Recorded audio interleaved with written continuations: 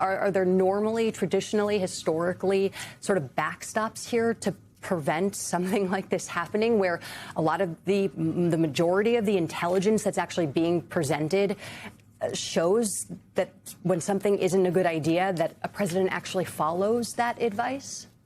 Look, I spent a lot of time in the Situation Room and briefings with senior officials, including related to Iranian attacks on oil infrastructure in the region.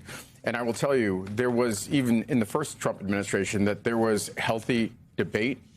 But what the president has established in the second term is a cabinet of officials that are not qualified, they're not experienced. Their sole qualification is the fact that they are yes men and women, that they will rubber stamp whatever the president says, and they're not independent thinkers. They will not warn the president. And this is very much what happens in dictatorships. I mean, this is how Russia has ended up in a war now going into the fifth year, because he is surrounded by yes men as well that have told him that, you know, everything is great, the war is going well, you're on the verge of winning.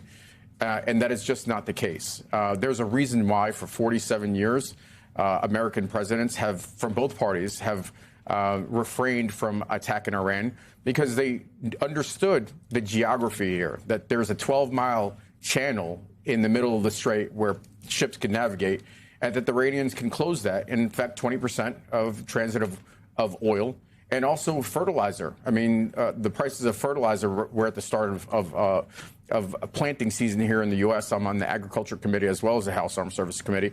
The prices of fertilizer have spiked 60% or so. And so, again, the effects of this conflict, whether or not it's resolved, and I'm skeptical that we're even at the beginning of the resolution here, are going to be long-lasting.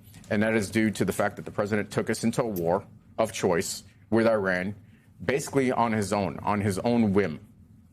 You know, it is. I do think this is a foreign policy story as much as it is a story about our democracy, as much as it is an economic story. The closure of the Strait of Hormuz affects, as you were just talking about fertilizer, maybe think about it also affects the semiconductor industry. It affects AI, like aluminum, helium, LNG shortages. Virtually everything we can think of involves a petrochemical. I'm thinking medical supplies, clothing, food packaging, jet fuel, a petrochemical in some way, shape, or form. This is catastrophic to the world's economy, but absolutely to folks here at home.